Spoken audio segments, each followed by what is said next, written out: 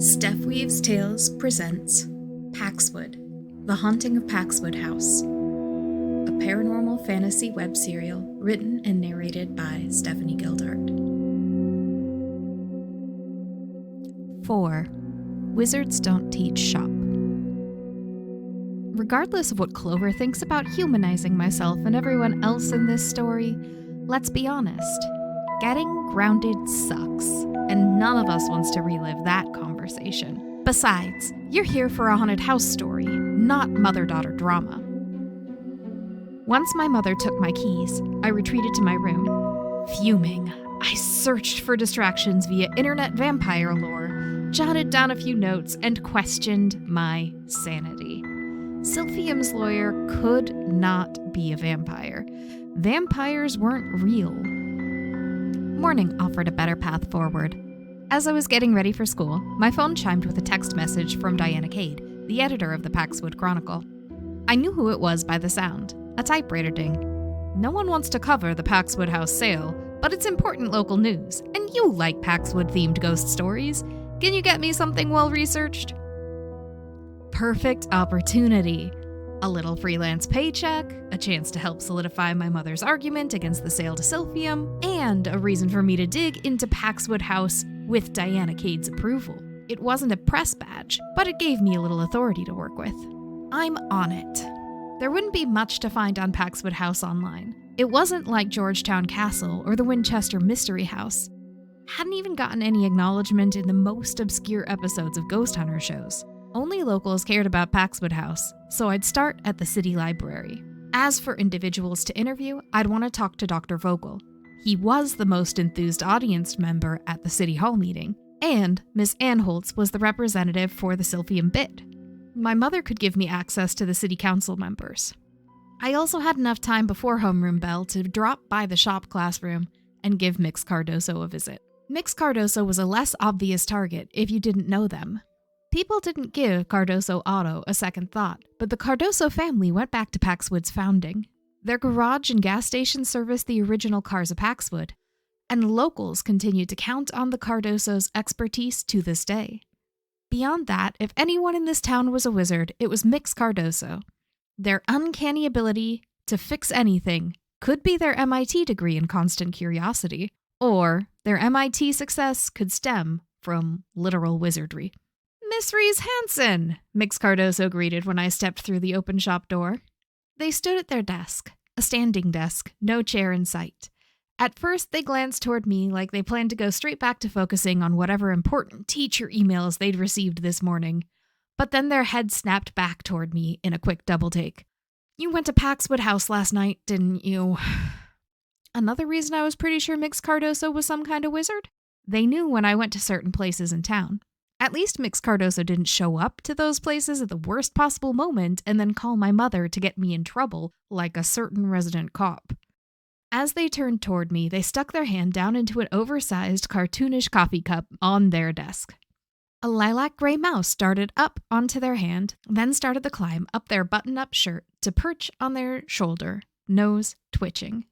This was Arcee, phonetic for R.C., short for Reepicheep. Mix Cardoso's pet mouse. Mouse familiar? Wizard.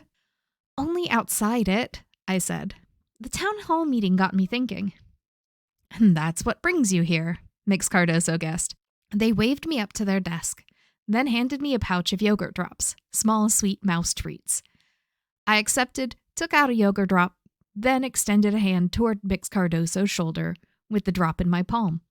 Arcee stuck its little nose out, whiskers twitching as it sniffed at my fingers for a moment before it made the jump from Mix Cardoso's shoulder over to my hand, then picked up the yogurt drop in its little hand-like paws.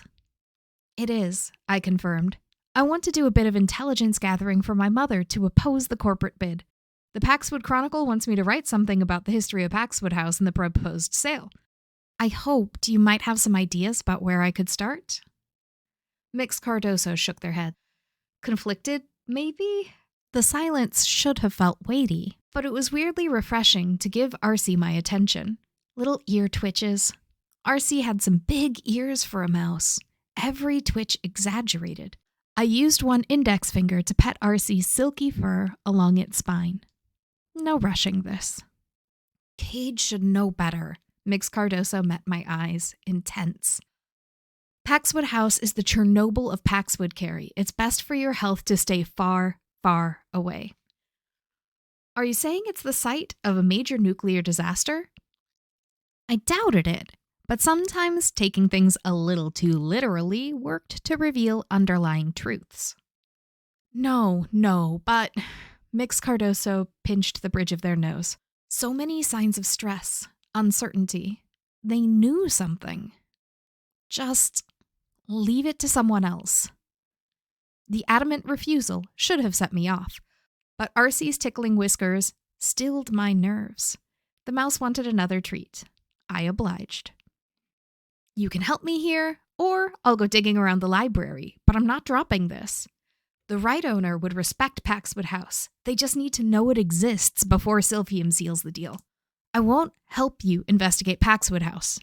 But Mix Cardoso looked down at their smartphone then, which wasn't characteristic of them. They almost always kept their focus on the person in front of them, rarely checked their devices during conversations.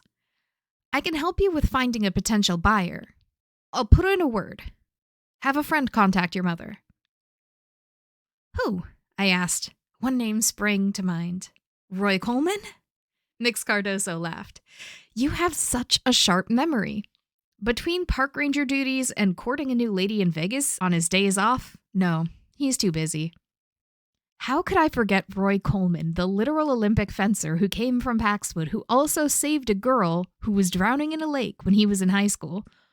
Roy let me interview him for both moments in Paxwood history, even though I'd been a kid. Mix Cardoso, back when I'd known them as kid genius Alex Cardoso, had hung out, waiting for Roy. Roy and Alex left holding hands. They'd been more than friends, which I didn't piece together until later. My heart gave a little butterfly flitter in my chest as thoughts strayed to Shar.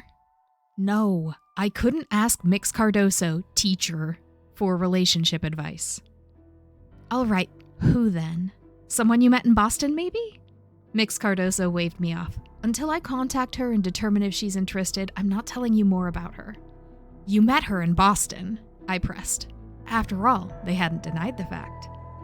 Boston has altogether too many colleges. That won't help you narrow it down. I promise I'll make contact. She'd be better for Paxwood House than Sylphium, but might be she's otherwise occupied. Mix Cardoso stretched a hand out for Arcee, and the little mouse left my open palms, scampered up Mix Cardoso's arm, and nestled back into the pocket of their button-up shirt. I gritted my teeth, resigned. I wouldn't be getting anything else out of Mix Cardoso today. And in the meantime, stay out of Paxwood House. Nowhere near it for me, okay? No promises. You don't make promises you couldn't keep to a wizard, after all. Thank you, listeners, for tuning in. Paxwood, Book 1, The Haunting of Paxwood House, is written and narrated by Stephanie Gildart. That's me. Theme music composed by Human Nature. Visit paxwoodtales.com to read the story as it unfolds. Want to read over my shoulder while I write what's next? Catch me live on Twitch for laid-back virtual write-ins and crafting. If you like the story and you want more, like, review, comment, subscribe, and if you're feeling particularly entangled, buy me a skein of yarn on Coffee. Kerry's paranormal tip of the day.